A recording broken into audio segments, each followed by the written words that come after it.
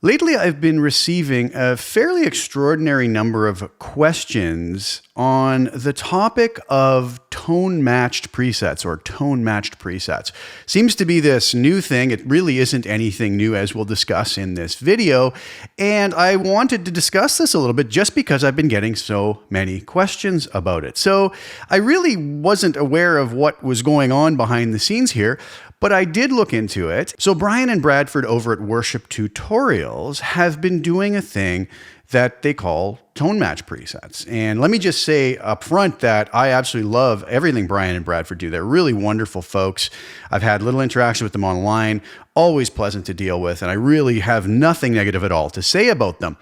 I kind of broke my rule of not actually watching anybody else's Helix related videos. I never watch any of those on YouTube normally, but I wanted to go see what they had to say about their process and how they're doing these TONEMATCH presets. And I watched their video and I gotta say it was really well done. I don't think they misrepresented anything in that video. They're very honest about everything and very realistic about what to expect from them. The samples I heard in there sounded fantastic. I also do want to say this, though. I haven't actually tried any of these TONEMATCH presets, whether from Worship Tutorials or from some other folks who are putting these out there. I know there are some other companies and folks putting them out, some that I've never even heard of the companies or looked into anything that they do. So I can't give a commentary on the actual presets. I'm sure some of them sound absolutely amazing. I'm sure some of them sound, different than what you might expect. I don't know, and I won't make a comment on that. But I did want to talk about kind of the myths versus facts. As we all know, once the internet gets rolling on a certain topic, a lot of misinformation can get rolling that was never even intended to be put out there. So as I mentioned, I watched the Worship Tutorials video, and I think Brian and Bradford did a really great job explaining it. But I think some people still came away from that, maybe not even fully understanding what Brian and Bradford were trying to say. So today I'm going to talk about what these can and can't do, what they are actually doing, and how they're being made in great detail. So later in the video, after we discuss it a little bit, I'm going to go over to Cubase and show you how you can actually do this yourself if you have certain amplifiers. That's the big thing, is if you're trying to get it to sound like a particular amplifier, then you would have to have access to that amplifier and some decent outboard equipment to be able to do it, much in the same way as just shooting just a normal impulse response. Let's start here though. Let's start with maybe some of the myths that I've seen floating around and in the discussions I've had with folks, kind of what they're maybe thinking about these that are incorrect. Basically what you're getting with a TONEMATCH preset, and I'm talking Helix related here. You're going to get a preset that contains an impulse response, just like you would when you buy an impulse response from any other company who's capturing impulse responses of speaker cabinets. There's nothing new here. There's no new technology. It's the same thing we've always had. Now, when shooting an impulse response of a guitar cabinet, we tend to feed a test signal into a very neutral power amp, and then that sends it through that particular speaker cabinet with the speaker that's in it, with the microphone or microphones that we chose to place in a particular position in the room we're in, through the mic preamp and any outboard EQ we choose to put on it. We capture that, and then we create our impulse response from that. And the idea is that we impart the tone of that speaker. But I've talked about this before. We do all of that, and that's all very valid, but that's just one particular snapshot of that particular placement of that particular microphone in that particular room. And anything that is kind of affecting the frequency domain of what's going to be picked up there is going to be imparted on that impulse response. And that's wonderful, but there's many other tones available from that same setup simply by maybe moving a microphone around.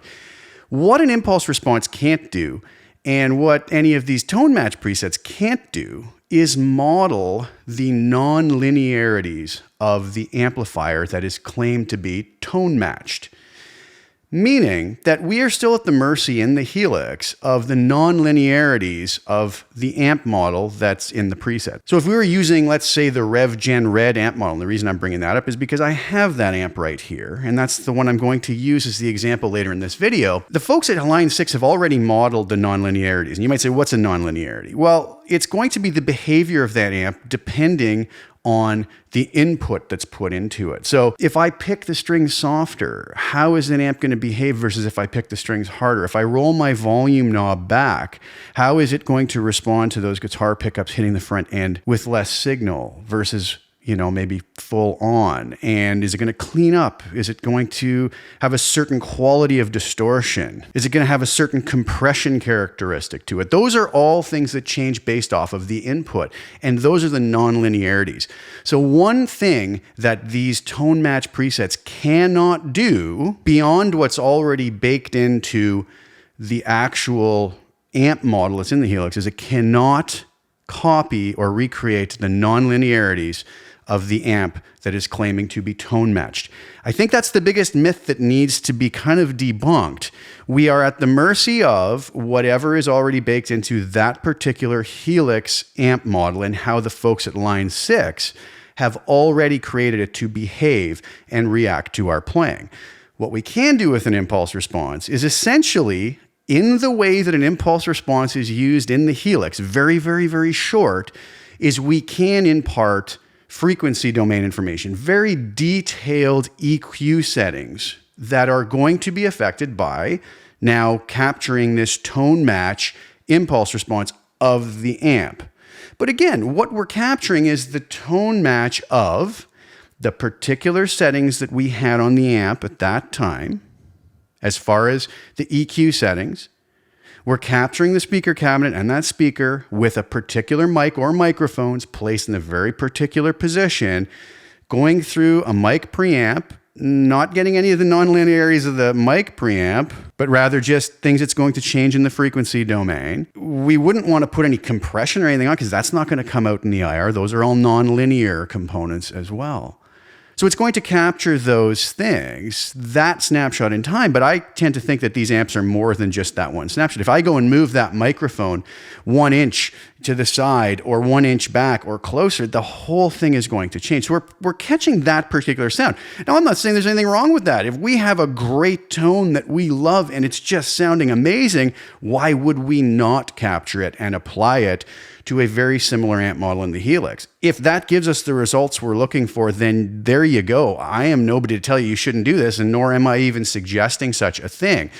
But I think a lot of folks feel that by using a tone match preset, they're turning the Helix into something more like a Kemper profiler, which couldn't be further from the truth. I was a Kemper owner for many years, used it to record many albums. I loved the Kemper. It was incredible, especially when I made my own profiles on it. But anybody who knows how it works is the Kemper sends the test tones through your amplifier from super low, almost inaudible volumes up through very, very loud test tones because it is attempting to profile all the nonlinearities of that amp and how it behaves to very low level signal to very high level signal, so that when we play, it's going to react to how hard we're hitting the strings and if our volume level on our guitar is turned down or up. So it's really attempting to profile all of those nonlinearities. We cannot do that with an impulse response, which is what the main driving part of these Helix tone match presets are. We're basically tied to the technology of that impulse response. So we can put a very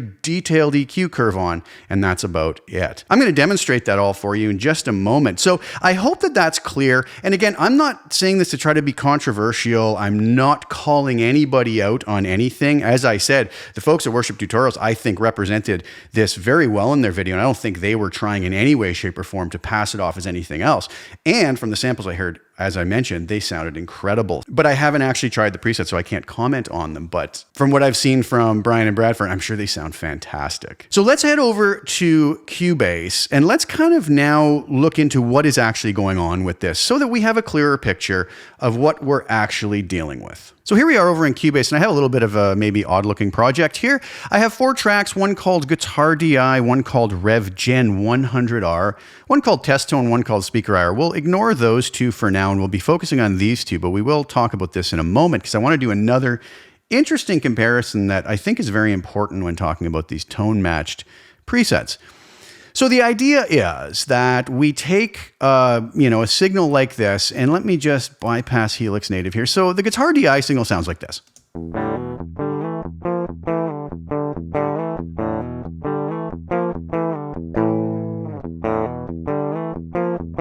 just a very boring, direct sounding guitar recorded through my Focusrite Claret audio interface. So I took that same exact performance and I reamped it through my trusty old Rev Gen 100R, which you can probably see back here, I'm sure, behind me, and through my Rev 212 cabinet that has vintage 30 speakers in it. I love that rig, the combination of those two always sound really great. And I used one of my favorite new mics I've been using, which is the Lewitt MTP 440DM dynamic instrument mic, kind of in the SM57 vein, but as far as I'm concerned, way better. I really like what this does. It sounds really nice right out of the box. So I mic'd it up with that, and what I got was this. I played around with it, I EQ'd it, but I didn't spend a lot of time. So this isn't like the perfect tone or anything. It's just more as a demo here. So this is what that same little performance you just heard sounds like reamped through the Rev Generator 100R on the red channel. I wanted to pick an amp model that was similar or the same as something we had in the Helix. And that's what this sounds like.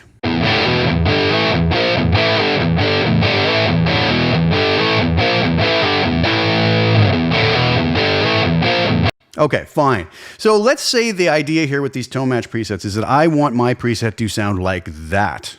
Okay, it's very simple. There's no magic going on here. We can do it very simply. So I have this captured. We could also do this with a tone off, a classic tone off of a record we love. If the guitar is isolated, we can do something similar. So I go over to my track with the guitar DI on it, and I open up Helix Native. And you'll notice that I have a little preset here I called Rev.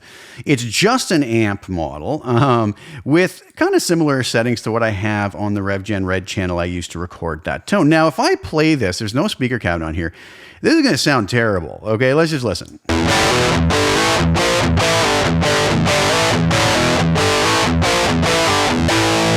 Okay, enough of that. Nobody needs to hear a direct guitar without a speaker cabinet on it. It always sounds terrible. But our idea is to get this sounding like this real life recorded Rev Gen 100R or tone match it. Again, it's not going to model any of the nonlinearities of the actual amp. It's just going to capture a very detailed EQ curve of what's going on. That's it. Nothing more, nothing less. The IRs, the way that they're implemented in the Helix, are far too short to capture anything other than a very, very detailed EQ curve, which we're going to see in just a second. So I've got to take that and turn it into this.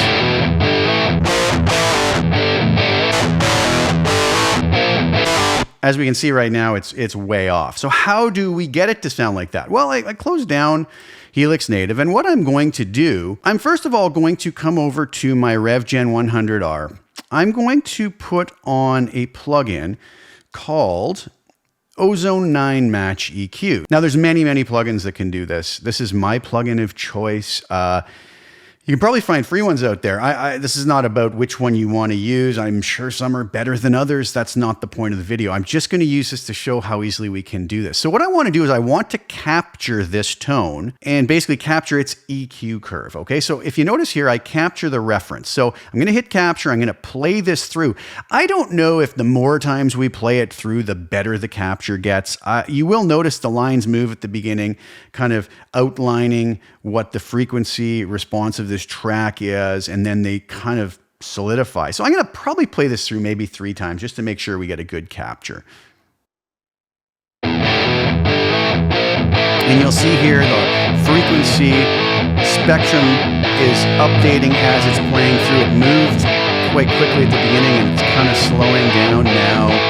And it's just outlining kind of the average frequency response of what's going on with this. I'll let this just go through maybe one more time.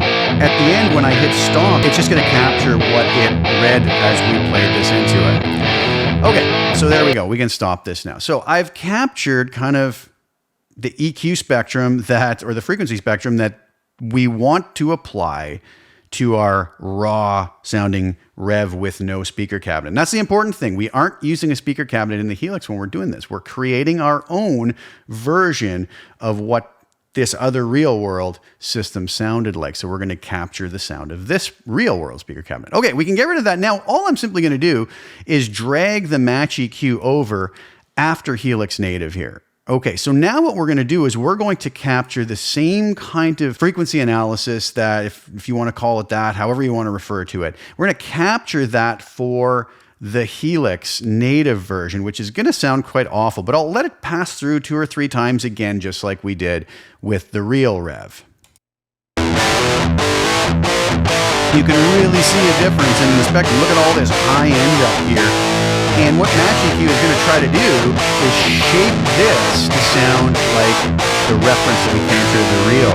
So pretty interesting stuff. We can see how different it is right now. So I'll just let that pass through maybe another 1 time after this pass completes.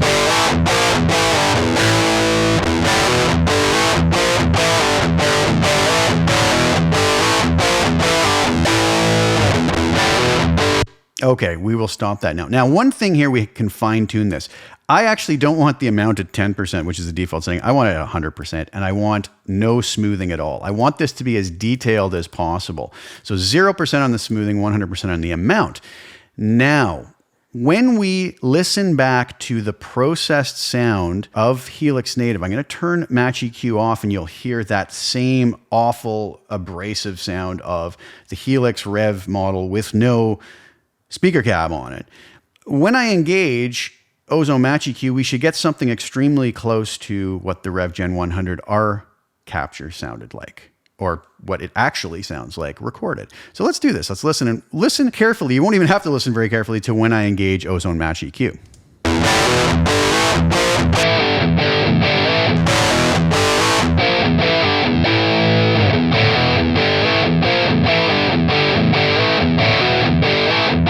What a difference, right? Now, has it accurately captured? Well, we don't know, but I'm going to tell you the one thing that everybody must do, and this is one of my biggest pet peeves when people are comparing different sounds online, is they don't match the volume. If the volumes are not matched to an extremely close tolerance, then we are going to have our opinion of the sounds skewed dramatically. So here's what I'm going to do. I'm going to solo the Rev Gen original track. I'm going to come over to my integrated LUFS meter. We're going to play through this, and we'll just see what the LUFS reading is.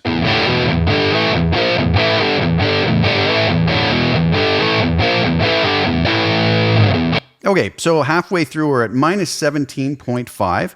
Let's compare that to the now matched or tone matched version of for Helix Native. We'll reset that, go to the beginning.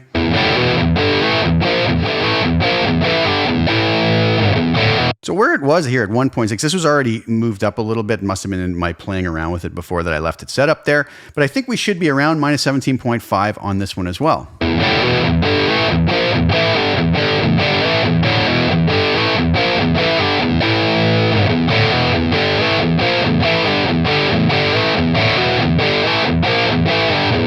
Maybe a hair louder. Let's move that down.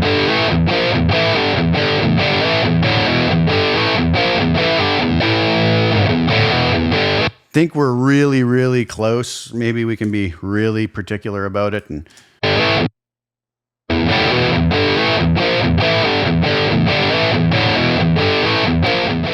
so now we can compare the two and see how they match up now that we've matched the volumes.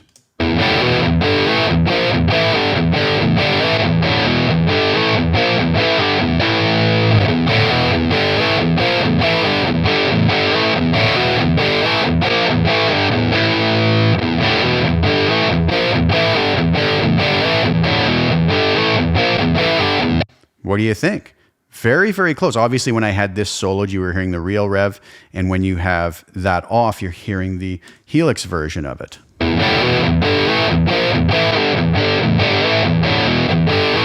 Now, some might notice that there's still a little bit of graininess I almost find in the Helix version, and that could just be the limitation of this particular Match EQ. So we don't have to stop there. We could say, you know, I'm going to come over to this track here, and I'm going to actually engage maybe like a high cut around 8,000 hertz with, you know, a particular slope, and see how that sounds. So let's engage that and see how that fixes it up.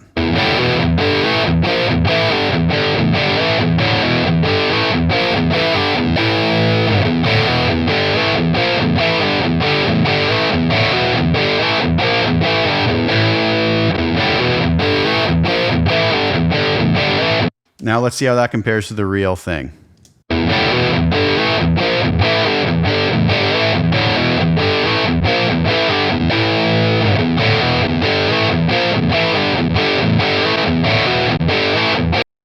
Is it exact? Well, maybe, maybe not. I don't know. It sounds really close to me. But let's just say that there, I played around with it. I'm happy with that. We obviously wouldn't go put a compressor on here, anything that's not going to be captured in the IR, as I mentioned. So how do we actually create this IR then? Well, here's how we do it. We're happy with our sound. We have our EQ here. Everything's good. We have our ozone match EQ on. We're now going to disable Helix native, because we don't want that to be part of the processing. We just want to capture this frequency domain information that we've created with match EQ and the high cut filter. And what we're going to do is we're going to come over here, and I'm going to bring the volume on this track down now because I want this to not be clipping at all. I'm going to come over here and I am going to capture this little sweep file that I created using Voxengo deconvolver. You can do a test tone generator on here with your output bit depth and sample rate, mono, your time. So you can generate that. That's where I got that from. And we're going to feed this through the processing of this track, obviously without Helix native on. And I just want to play this to make sure that nothing is clipping, because we don't want anything at all to be clipping when we play this. Outer part of the EQ here is, so I'm going to bring this down, let's say maybe 5 dB. We'll start that again, make sure nothing's clipping.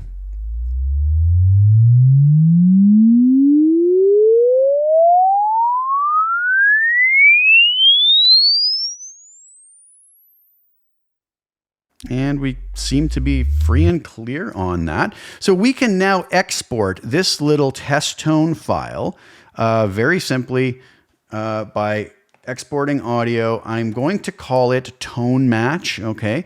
And we're going to have a mono file come out here, and we'll export that. Shouldn't take long at all.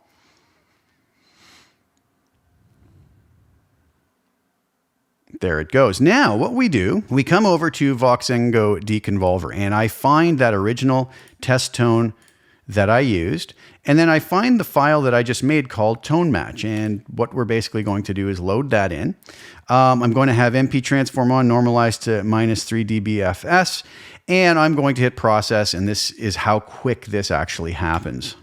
That's it, done. Okay, we can get out of this. Now, what I can do is I can come back over here, and I'm going to just remove this TONEMATCH EQ, so it's not on the track at all. I'm going to re-engage Helix native, but what I'm going to do now is add an impulse response to it. Okay, so what we have to do though is we have to import this new, you'll notice I have this impulse response already in here. I'll tell you what that is in a minute. I'm going to import this impulse response that we just created, which was called, now you notice I used TONEMATCH to create the impulse response, but the impulse response actually has the DC, deconvolved little ending on it. So I'm going to hit that. Now that's loaded into number 1. And this IR block is already pointing to that. So if I turn this off, we'll come back to the beginning, and let's just get a little loop going here again. So as you can see, this is the guitar DI. So if I turn everything off and I play this, we have our DI guitar. If I turn the amp on, we get that awful unprocessed sound. But when I turn this IR on now, I should have something extremely close to what we were hearing when I was just using ozone match EQ. Let's do that.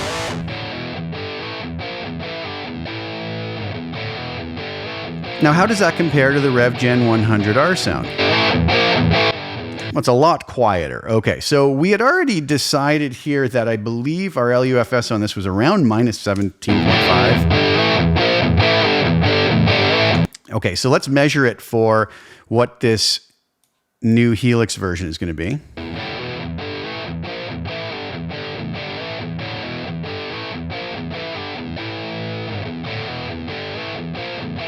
It's got to come up about 12 dB. Let's go up to say -6 here and measure it again.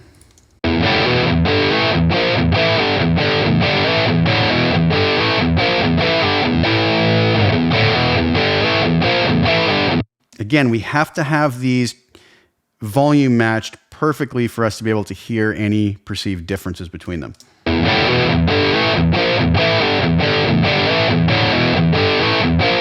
That's pretty close now. So let's now A/B the sound of this impulse response we just created.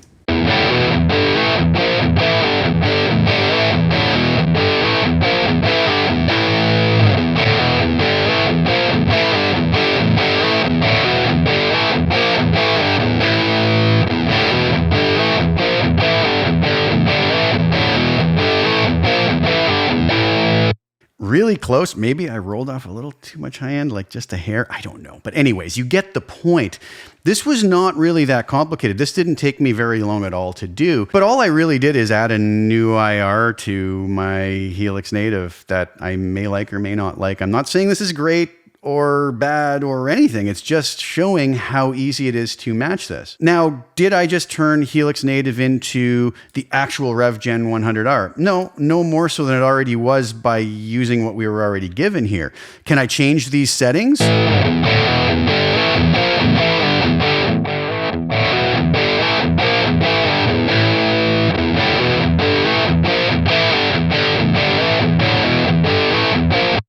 Sure, but they're not going to be tone matched anymore.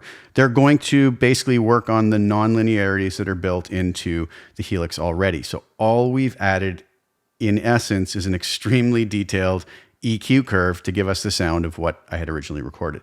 That's all these tone match presets are doing. It's all they can do. So if there are some folks out there trying to convince you that the Helix sounds like garbage unless you use tone match presets, that's just snake oil type stuff. There's no truth in that whatsoever. In fact, let's go even a step further and say, well, what happens if we just compare this so-called tone matched impulse response to if we had just captured a normal impulse response of the speaker cabinet as we normally would? So that's what I did when I set this up. While I had everything set up, I thought I'm just going to capture a normal speaker cab IR of the exact same setup. And so that is going to be this number 2 here, okay, on the impulse response. So this is a speaker cab only, and this is the so-called tone match. Let's listen, and hopefully the volumes are similar on these.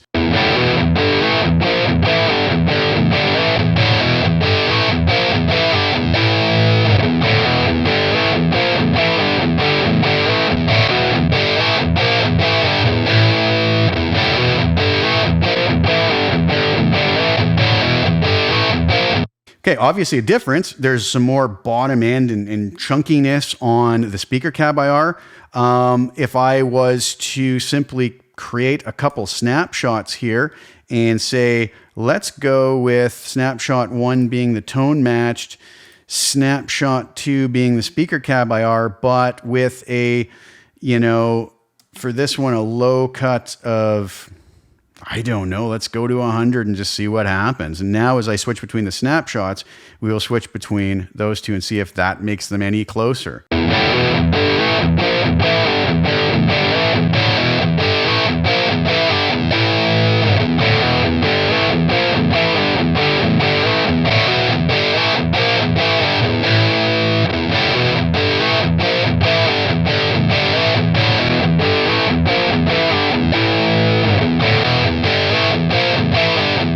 So there you have it. Again, I'm not here to tell you which one of those is better or if either of them are any good. I'm just showing you that maybe there's not as big a difference in some of this as some folks are making out.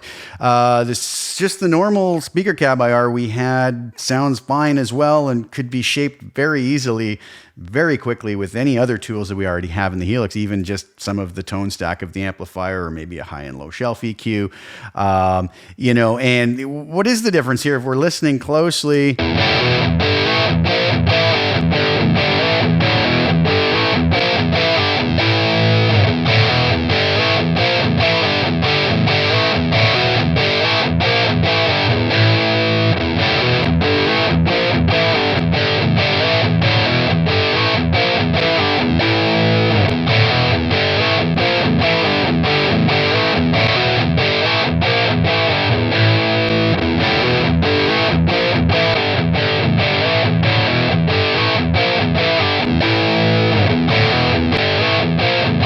kind of very quickly got them sort of in the ballpark there. So as we see, maybe this isn't as big a deal as we thought it was.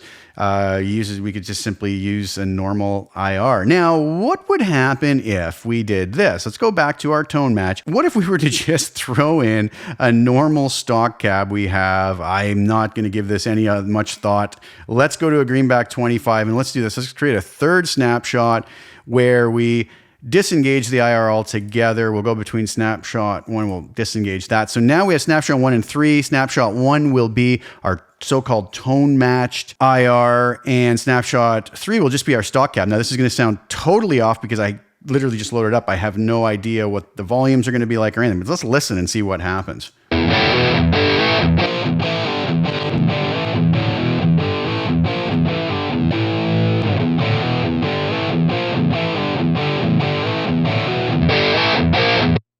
Obviously much louder, so we need to get this one up to around the minus 17.5 level. Let's just see.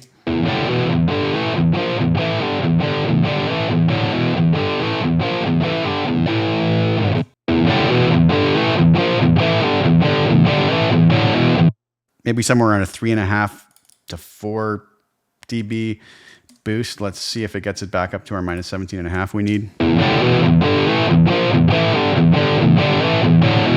Very close now.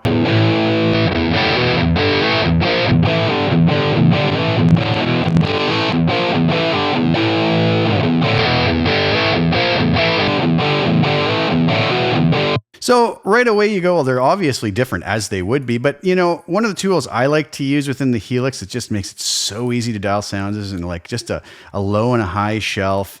I like to set these at, you know, say 650 hertz. I oftentimes do them both there, but let's just do this for this particular example and see if I can't really quickly shape this into something kind of cool sounding.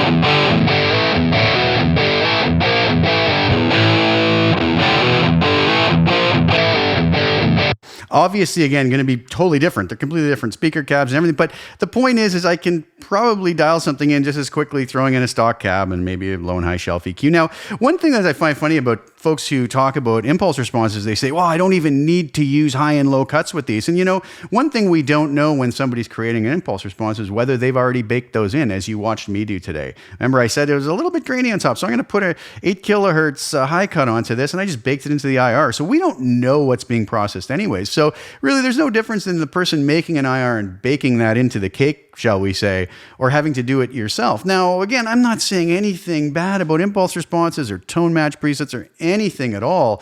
I just wanted to talk more about some of the myths that get spread that don't really oftentimes make a lot of sense in the real world. All right, so there you have it. I hope that that was helpful. And again, I'm not trying to start some argument with anybody. And I said I don't have any skin in the game of tone match presets.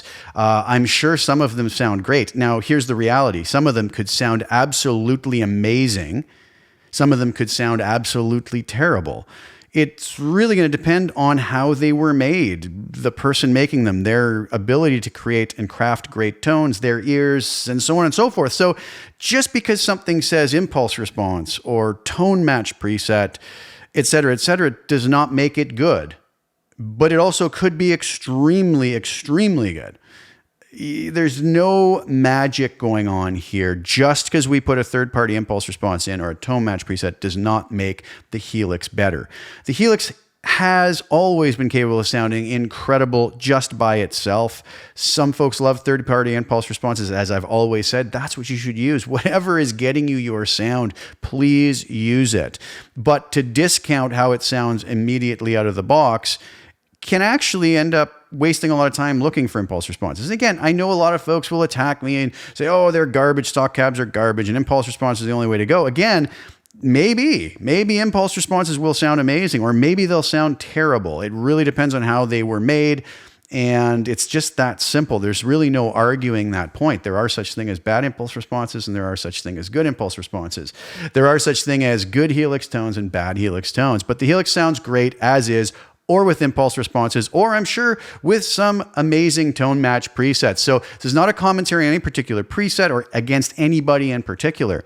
And again, like I said, this just got sparked because I had so many folks ask me questions about this. It was like, wow, I better do a video about this instead of having to talk about this and answer the question over and over again. So that's my take on it. And I hope with the audio examples, you could hear what's really going on here. There's nothing special going on.